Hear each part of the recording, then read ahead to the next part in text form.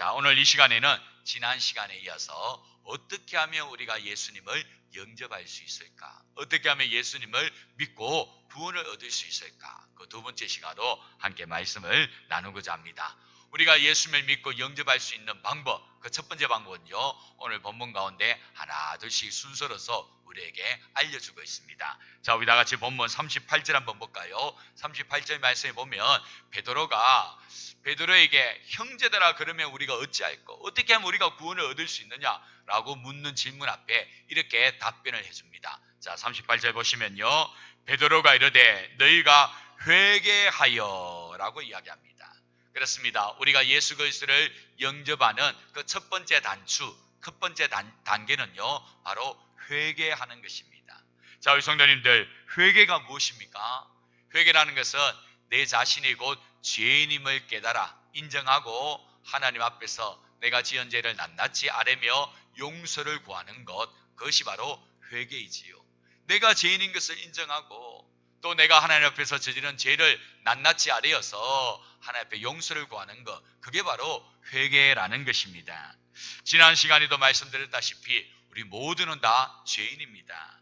아무리 내가 착하고 또 법 없이 살고 깨끗하게 살아왔다 할지라도 하나님의 눈높이, 하나님의 절대 기준 앞에서는요, 그 누구도 감히 내가 의롭다라고 말할 수가 없는 것입니다. 우리 하나님의 절대 기준이 얼마나 엄격한지 아십니까? 성경에 보면 이런 말씀이 나옵니다. 야고보서 2장 10절 말씀, 우리 한번 다 같이 읽습니다.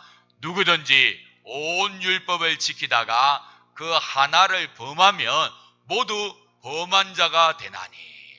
자, 여기 보시면요, 누구든지 남녀노소 이스라엘 백성 이방인 할 것 없이 누구든지 온 율법이라고 했습니다. 여러분, 율법이 몇 가지나 되는지 아십니까? 구약 성경에 나오는 율법 찾아보면요, 613가지가 됩니다. 이 613가지에 여러분 긍정적인 거 하라라는 것이 248가지, 하지 말라 부정적인 것이 바로 365가지가 됩니다. 그래서 613가지가 되는데요, 예를 들면 부모를 공경하라, 또 고아와 과부를 돌보라, 적극적으로 하라는 것이지요. 이런 것이 248가지. 도둑질하지 말라, 사진하지 말라, 또 거짓 증거하지 말라, 이렇게 하지 말라는 것이 약 365가지. 그래서 613가지인데 이 모든 것을 잘 지켜오더라도 그 중에 실수로 한 가지만 범해도 어떻게 된다라는 것입니까? 모든 율법을 다 범한 꼴이 되어진다라는 것입니다. 600가지를 잘 지켰습니다. 아니 610가지, 아니 620가지를 잘 지켜왔는데 그만 한 가지를 범해버렸습니다. 그런데 그것이 곧 모든 율법을 다 범한 꼴이 되어진다라는 것입니다. 이게 바로 우리 하나님의 절대 기준이고 하나님의 눈높이입니다. 이런 엄격한 하나님의 기준 앞에 내가 감히 나는 죄 없다, 나는 깨끗하다, 나는 의롭다 그렇게 말할 수 있는 사람이 감히 누가 있겠습니까? 하나님의 절대 기준 앞에서는요, 우리 모두 다가 죄인임을 고백할 수밖에 없다라는 사실이지요. 자, 이렇게 하나님의 기준은요, 참 엄격해 보입니다. 자, 그런데 그게 지극히 당연한 것입니다. 왜냐하면 우리 하나님은 공의로우신 분이신데 하나님께서 분명히 죄가 있는데도 불구하고 그거 없다, 무마한다든지 덮어준다든지 그러면 우리 하나님의 절대 공의로우심이 침해를 받는 거 아니겠습니까? 손상을 입는 것이지. 하나님이 이럴 때는 이렇고 저럴 때는 저렇고 또 하나님이 이럴 때는 덮어주고 또 무마시켜주고, 그러면 하나님의 그 잣대는요, 고무줄처럼 길어졌다가 짧아졌다가 마음대로 되어지는 거지. 우리 하나님은 절대 공의로우신 분이시기 때문에 그 기준 잣대도 명확하고 절대로 변함이 없어야 되는 것입니다. 그렇기 때문에 하나님의 법은요, 엄격할 수밖에 없는 것이지요. 예전에 은혜책에 보니까요, 이런 말이 있더라고요. 큰 도둑이든 작은 도둑이든 다 도둑이다. 그러면서 그 내용 쭉 보면 제일 마지막에, 죄송합니다, 식사 시간 앞두고 이런 말 하기가 좀 그런데요, 큰 똥이든 작은 똥이든 다 같은 똥알이겠느냐, 뭐 그런 말을 쭉 적어놨더라고요. 무슨 말씀이냐면 하나님 앞에서 큰 죄를 짓든 작은 죄를 짓든 아니면 많은 죄를 짓든 적은 죄를 짓든 절대적인 하나님 앞에서는요, 다 죄가 된다라는 사실입니다. 우리끼리는요, 큰 죄를 지었다, 많은 죄를 지었다. 그에 비해 상대적으로 적은 죄를 지었고 작은 죄를 지었다. 이거는 좀 정상참작해서 용서해줘야 되는 거 아니냐라고 할 수 있을지 모르겠지만, 절대 의가 되시나 하나님의 눈높이에 하나님의 기준에서 본다면 큰 죄든 작은 죄든 다 죄가 되는 겁니다. 여러분, 비행기를 타고 하늘을 쭉 올라가 보십시오. 비행기가 이륙해서 하늘 올라가면요, 밑에 이제 여러 가지 사람들, 건물들이 정말 조그마한 점처럼 보여집니다. 우리가 사는 이 세상에서는요, 빌딩이 굉장히 높아 보입니다. 근데 저 하늘 위로 올라가면요, 그 높은 빌딩도 하나의 점처럼 보여지는 것이지. 우리 하나님께서 우리를 내려다봤을 때 그렇다는 겁니다. 아무리 큰 죄고 많은 죄고 또 상대적으로 적은 죄고 작은 죄일지라도 우리가 죄를 지으면 하나님은 다 죄로 보시는 거지, 큰 죄 작은 죄 그렇게 따지지 않는다라는 것이지. 자, 이렇게 엄격한 하나님의 기준 앞에 어느 누가 감히 나는 죄 없다, 어렵다 말할 수 있겠습니까? 우리 모두는 다 죄인이고, 또 하나님의 그 엄격한 기준을 몰라서 짓는 죄도 있기 때문에 우리 모두는 다 죄인일 수밖에 없는 것입니다. 자, 우리 성도님들, 왜 우리가 이렇게 죄인일 수밖에 없는 이유 다들 잘 알고 계시지요? 그것은 바로 태초의 사람 아담과 하와가 하나님께서 따먹지 말라고 하는 그 선악과를 따먹는 불순종의 죄를 짓기 때문에, 그 죄가 이제 인간 세상에 들어오고 그 죄가 마치 유전처럼 본죄로 자꾸 우리 가운데 흘러내려오고 있기 때문에 우리가 죄인이 된 거 아니겠습니까? 그래서 성경은 이렇게 분명히 우리에게 가르쳐 주지요. 죄를 지어서 우리가 죄인이 되는 것이 아니라 죄인이기 때문에 죄를 짓는 것이다, 그렇게 말을 하고 있지요. 그렇습니다. 죄를 지어서 죄인이 아니라 이미 죄인 되었기 때문에 죄를 짓는 것입니다. 이걸 우리가 어떠한 모습을 통하여 정확하게 알 수 있습니까? 갓 태어난 아이들의 모습을 통하여 우리가 정확하게 알 수가 있지. 여러분, 갓 태어난 아이 죄라는 것을 알고 있습니까? 죄라는 거 모릅니다. 누가 가르쳐 준 적도 없고 또 학습 받은 적도 없고 모릅니다. 그런데도 자기들끼리 딱 모아놔 보십시오. 거기에서도 서로 자기가 힘이 세다고 남을 밀치기도 하고 젖병을 빼앗기도 하고 그런 모습 보이지요. 여러분, 어린 새들이요, 같은 엄마 뱃속에서 아래에서 태어나서 부화가 되어졌는데도 그런 모습 보이지 않습니까? 그 중에서도 힘센 아기 새가 다른 작은 새들 밀어버리고요, 먹이 독차지하려고 하는 그런 모습들 우리가 볼 수 있지 않습니까? 이처럼 죄가 인간 세상 가운데 그대로 흘러내려오는 것을, 그러한 현상들을 통하여 우리가 알 수 있는 거지. 그래서 우리 모두는 죄를 안 지었다 할지라도 죄가 우리 속에 흐르고 있기 때문에 다 죄인인 것입니다. 자, 이런 죄가 우리 가운데 있는데 이 죄를 우리가 어떻게 해결할 수 있습니까? 바로 오늘 성경 말씀에서 가르쳐 주는 대로 회개할 때 이 죄를 우리가 다 해결받을 수 있다라고 하지요. 자, 우리 요한 1서 1장 9절 말씀 한번 볼까요? 우리 다 같이 한 목소리로 함께 읽도록 하겠습니다. 요한 1서 1장 9절 다 같이 읽습니다. 만일 우리가 우리 죄를 자백하면 그는 미쁘시고 의로우사 우리 죄를 사하시며 우리를 모든 불의에서 깨끗하게 하실 것이요. 아멘. 여기 보시면요, 우리가 우리의 죄를 하나님 앞에서 낱낱이 자백하면서 회개하면 우리 하나님은 미쁘시고 의로운 분이시라서 우리의 죄를 깨끗하게 사해 주시고 모든 불의에서 우리를 깨끗하게 해 주신다 말씀하시지. 저는 이 말씀을 보면서요, 우리 하나님은, 우리 한번 따라서 해볼까요? 회개에 눈이 머신 분이시다. 그렇습니다. 우리 하나님은요, 회개에 눈이 머신 분이십니다. 그래서 우리가 잘못했다 인정하고 용서를 구하면요, 하나님 그 모습 보면서 우리의 그 어떤 죄일지라도 다 용서해 주시는 겁니다. 다 사하여 주시는 겁니다. 비록 우리가 그 죄를 인정하고 다시는 그러지 않겠습니다 라고 해서 또 다음에 또 짓는다 할지라도 그걸 하나님이 다 알고 계시지만 그 순간 회개하는 그 모습에 우리 하나님 눈이 머셔가지고 또 우리를 용서해 주시고 또 사하여 주시는 것을 우리가 볼 수 있는 거지. 오늘 본문에 나오는 이 이스라엘 백성들이 여러분 어떤 죄 지었는지 아십니까? 아까 우리가 읽었던 36절에 보면요, 그런즉 이스라엘 온 집은 확실히 알지니 너희가 십자가에 못 박은 이 예수님을 십자가에 못 박은 죄를 지은 그런 장본인들입니다. 하나님의 하나밖에 없는 독생자 예수님, 이 땅에 인간들을 용서하려고 보내신 예수님을 십자가에 못 박아 죽인 장본인들이 바로 지금 베드로 앞에 서 있는 이들이라는 것입니다. 얼마나 괘씸합니까? 하나님의 하나밖에 없는 아들이 십자가에 달려 죽었으니 얼마나 가슴이 찢어지겠습니까? 정말 용서할 수 없는 심판받아야 되는 그런 존재들인데 오늘 이들이 베드로의 가르침 앞에 회개를 합니다. 그리고는요, 마침내 세례를 받고 초대교회의 성도가 되는 것을 우리가 볼 수 있지 않습니다. 우리 하나님은요, 우리가 어떤 죄를 지었다 할지라도 하나님 앞에 우리가 죄인됨을 고백하고 용서를 구하면 하나님께서는 회개의 눈이 머신 분이신지라 우리의 모든 죄를 깨끗하게 사해 주시는 것입니다. 하나님의 하나밖에 없는 독생자 예수님을 죽인 죄보다 여러분 더 큰 죄가 어디 있겠습니까? 우리가 일상에서 짓는 모든 죄들 다 하나님 앞에 내어놓고 용서를 구하면 우리 하나님 깨끗하게 용서해 주시는 것입니다. 오늘 이 이스라엘 백성들이 이 베드로의 가르침 앞에 회개하게 되어지지요. 자, 그런데 성도 여러분, 우리가 이렇게 회개하기 위해서는요, 반드시 선행되어져야 될 한 가지가 있습니다. 그것은 바로 하나님의 말씀을 듣는 것입니다. 하나님의 말씀을 듣지 않으면요, 절대 회개에 이르지를 못합니다. 말씀을 들을 때에 깨달음을 얻고요, 찔림을 받게 되는 겁니다. 오늘 이 이스라엘 백성들이 37절에 보면 그들이 베드로가 전한 이 말을 듣고 마음에 찔려 베드로와 다른 사도들에게 물어 이르되 형제들아 우리가 그러면 어찌하면 좋겠느냐?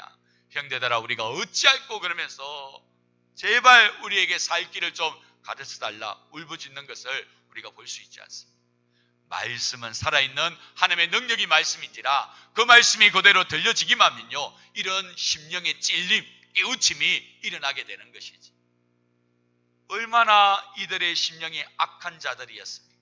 예수님의 십자가에 못 박아 죽일 정도로 악한 심령이었는데 그 심령일지라도 주의 말씀이 들어가자 그 심령이 변화되는 거지. 그리고는요, 회개하는 그 지경까지 이르게 되어지더라라는 사실입니다.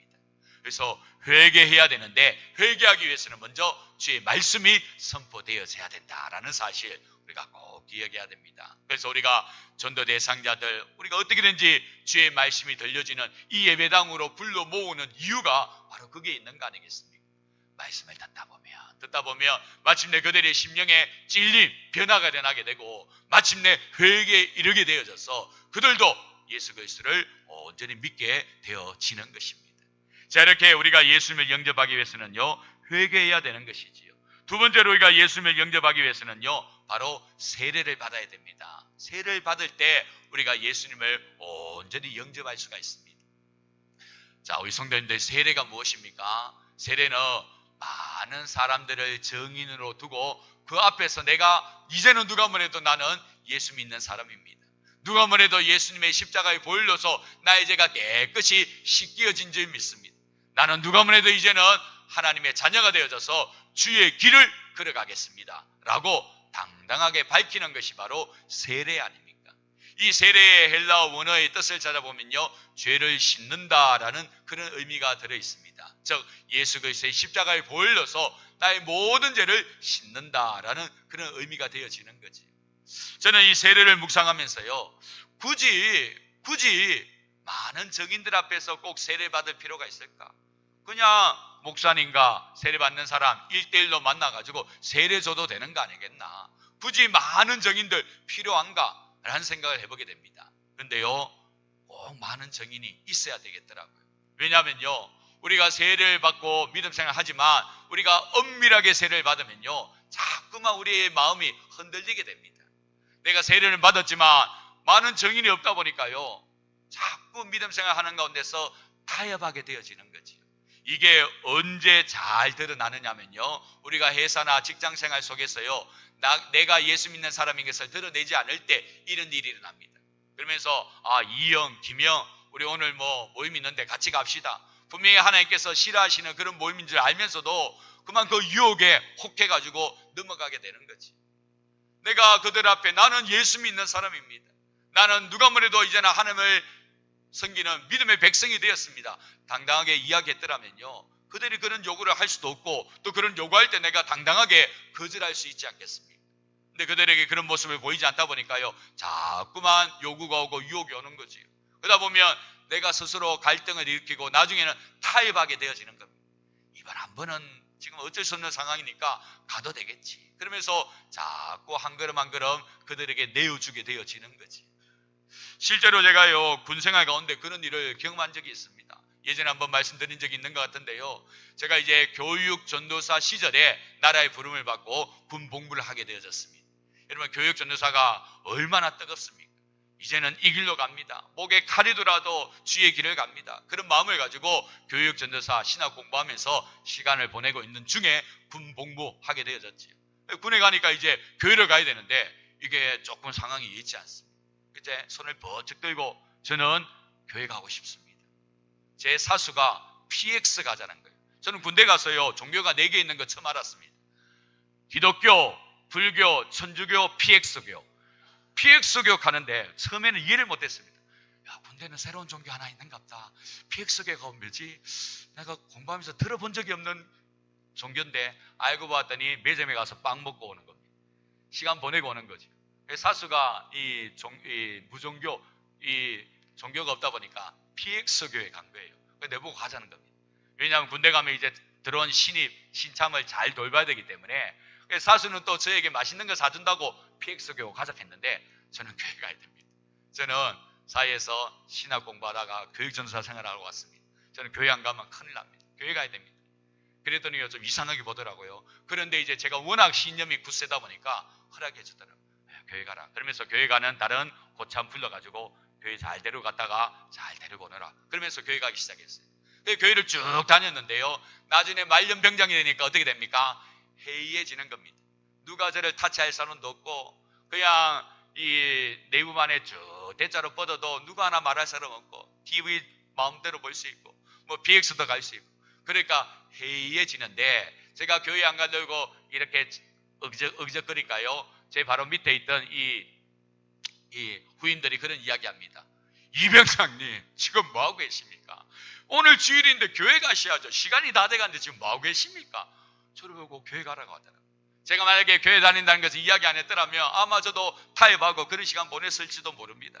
그런데 공개적으로 나는 교회 다니는 사람이다, 나는 하나님을 믿는 사람이다 밝혔더니요, 그게 마지노선이 되어가지고 나의 믿음을 지켜주는 울타리가 되어지더라라는 사실이죠.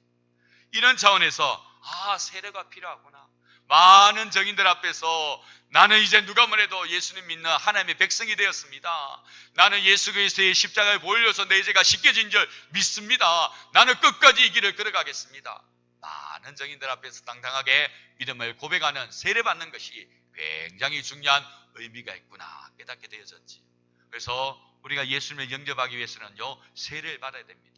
우리 예수님께서도 친히 세례를 주고라고 명령까지 해주셨지 않습니까?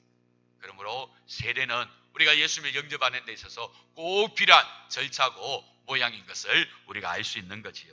그리고 세 번째, 이제 우리가 예수님을 영접하기 위해서는요, 우리 세 번째 다 같이 한번 읽어볼까요? 한 목소리를 했습니다. 하나님의 선물 성령을 받아야 합니다. 그렇습니다. 우리가 예수님을 영접했다면요, 영접한 그 징표가 있어야 되잖아요. 그 징표가 무엇이냐면 성령이라는 것입니다. 그래서 오늘 우리가 읽었던 이 38절 뒷부분에 보면요, 세례를 받고 제사함을 받으라, 그리하면 성령의 선물을 받으리니 말씀하고 있잖아요. 그렇습니다. 우리가 예수 그리스도를 제대로 영접하면요, 하나님의 선물 성령을 우리가 받게 되어지는 겁니다. 많은 사람들이 목사님, 분명히 저는 예수님을 믿는데, 분명히 세례도 받았는데 성령을 받았는지는 제가 의심스럽습니다. 성령을 받았는지 확신이 생기지 않습니다. 그렇게 말하는 분들이 꽤 없지 않아 있습니다. 그럴 때 저는 분명히 이렇게 말씀드립니다. 지난 시간에도 말씀드린 것처럼 열매를 보면 무엇을 알 수 있습니까? 나무를 알 수 있지요. 밤이 열리면 밤나무, 감이 열리면 감나무, 사과가 열리면 사과나무인 듯이 열매를 보면 무슨 나무인지 알 수 있듯이 우리의 삶 가운데 성령의 열매가 맺히면요, 우리 가운데 성령이 임한 사실을 우리는 알 수 있게 되어지는 것이지. 우리의 삶 가운데 성령의 열매가 맺히면요, 우리의 심령 가운데 성령께서 내주하고 있다는 것을 우리가 확신할 수가 있게 되는 것입니다. 성령은요, 거룩한 영이기 때문에 우리의 육신의 육안으로는 보이지가 않습니다. 그러나 성령의 열매를 통하여 나무를 알 수 있듯이 성령의 열매가 맺혀지는 것을 보면 우리가 성령에서 거하고 계시는 하나님의 백성이 되었다는 것을 우리가 인정할 수가 있게 되는 것이지요. 자, 성령의 열매 9가지가 있는데요. 무엇입니까? 사랑, 희락, 화평, 오래 참음, 자비, 양성, 충성, 온유, 절제, 그죠? 사희화, 오자양, 충온절, 그죠? 9가지가 있습니다. 이런 모습들이 내가 예수를 믿고 난 뒤에 달라지고 있다면 내 속에 성령께서 내주하고 있는 것이 확실한 것입니다. 자, 여러분들이 예수 믿고 난 이후에 사랑의 많은 모습들이 나타나고 있습니까? 어렵고 힘든 사람들 많이 사랑하고 있습니까? 좀 더 오래 참고 있습니까? 절제하고 있습니까? 선을 추구하고 있습니까? 이런 모든 것들이 다 성령의 열매인 것입니다. 이 각박한 세상에 그저 내 가족만 그렇게 생각해도 살아갈까 말까 그런 세상에 다른 타인들을 생각하고 선을 추구하고 어떻게든지 사랑을 베풀려고 애쓰는 그런 모습들이 내 가운데 자리 잡고 있으면요, 내 속에 성령님이 내주하고 있다는 분명한 증거인 것입니다. 이것을 우리가 온전히 가지게 될 때에 마침내 우리는 예수님을 믿은 하나님의 백성인 것을 확신할 수가 있게 되어지는 것이지. 마지막으로 우리가 예수님을 영접하기 위해서는요, 한 가지가 더 필요합니다. 그것은 바로 교회를 통해 지속적인 양육을 받는 것입니다. 오늘 우리가 읽었던 말씀 제일 뒷부분 한번 볼까요? 우리 41절, 42절 우리 2절 말씀 한 목소리로 함께 읽겠습니다.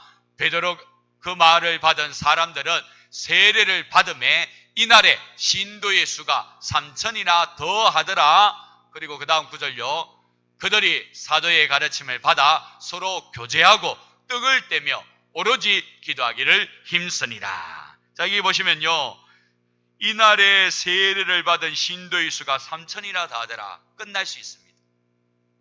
그리고는요, 다른 이야기가 흘러나올 수 있는데, 그런데 그 다음에 어떤 내용이 나옵니까?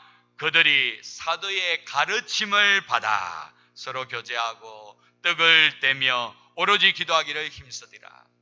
교회 공동체를 통하여 계속해서 신앙 양육 훈련을 받는 것을 우리가 볼 수가 있지요. 세례 받았다고 해서 예수님 영접했다고 해서 끝나는 것이 아니라는 것입니다. 여러분, 우리가 이 땅에서 신앙생활 하는 것은요, 거친 비포장 도로를 자전거 타고 달리는 것과 똑같습니다. 여러분, 비포장 도로 그 거친 길을 자전거 타고 한번 달려보십시오. 잠깐 멈춰서면요, 이내 어떻게 됩니까? 좌로나 우로나 넘어지게 되어 있습니다. 그 꾸불꾸불한 비포장 도로에 우리가 잠깐 멈춰 설 수도 없습니다. 넘어지지 않기 위해서는요, 계속해서 페달을 밟아야 되는 겁니다. 앞으로 나아갈 때에 이 거친 세상에서 우리의 신앙이 좌로 우로 치우치지 않고 계속해서 나아갈 수가 있게 되어지는 것이지. 그렇기 때문에 우리는 교회 공동체를 통하여 지속적인 양육을 받아야 되는 겁니다. 와서 예배를 드리고 하나님의 말씀을 듣고 속으로 성경 모임을 통하여 또 기초과정을 또 공부하고 또 우리 사랑하는 성도들과 교제를 나누면서 믿음의 나눔을 갖고 그런 시간을 계속해서 가져갈 때에 마침내 우리는 예수의 사람이 되어져서 이 길 끝까지 믿음의 길을 완주해 나갈 수가 있게 되는 것입니다. 이 사실을 꼭 기억하시고 우리가 예수 그리스도를 영접하고 더욱더 하나님께서 원하시고 바라시는 그런 믿음의 사람이 되기 위해서는 이와 같은 절차, 이와 같은 달려감이 우리 가운데 있어야 된다라는 사실 기억하시고 계속해서 더욱더 하나님께서 기뻐하시고 또 영광스럽게 여기시는 복된 성도들 되셔서 정말 이 길 끝까지 달려가 이 길 끝에서 우리 주님을 배울 수 있는 저와 여러분들 다 될 수 있기를 주님의 이름으로 축원합니다. 기도하겠습니다. 참 좋으신 하나님 아버지 감사합니다. 오늘 이 시간 지난 시간에 이어서 어떻게 하면 우리가 예수님을 믿고 구원을 얻고 영접할 수 있는가를 살펴보게 되었습니다. 오늘 이스라엘 백성들이 베드로의 그 설교 앞에 그 메시지 앞에 가슴을 치며 형제들아 그러면 우리가 어찌하면 좋겠느냐, 어찌하면 우리가 이제서 구원 얻을 수 있겠느냐 그렇게 부르짖는 모습을 봅니다. 그때 베드로가 회개를 이야기합니다. 여러분이 죄 지은 것을 인정하고 하나님 앞에서 용서를 구하라고 회개를 외칩니다. 그리고 세례를 받으러 갑니다. 이제는 많은 사람들 앞에서 예수 그리스도를 믿는 주의 백성이 되었음을 공개적으로 만천하에 고백하라고 이야기합니다. 그럴 때에 성령을 선물로 받는다라고 이야기하지. 이들이 그날 세례를 받고 성령을 선물로 받은 줄로 믿습니다. 그리고 이들이 그 초대교회 예루살렘 교회의 신도가 되어져서 놀라운 복음의 역사를 흘러보내게 되어 진 줄로 믿습니다. 주여, 이러한 은혜가 이 시대 가운데도 우리 교회 가운데도 계속해서 일어나야 될 줄로 믿습니다. 더욱더 말씀 앞에 깨달음을 없는 우리 모두가 되게 하시고 지연죄를 회개하며 용서를 구하는 주의 백성 되게 하시고 성령을 선물로 받는 주의 백성 되어져서 보란듯이 어렵고 힘든 삶이지만 당당하게 맞서 싸워 승리해 나가는 우리 모두가 될 수 있도록 도와주시옵소서. 감사를 드리오며 이 모든 간구를 예수님의 이름으로 기도드립니다. 아멘.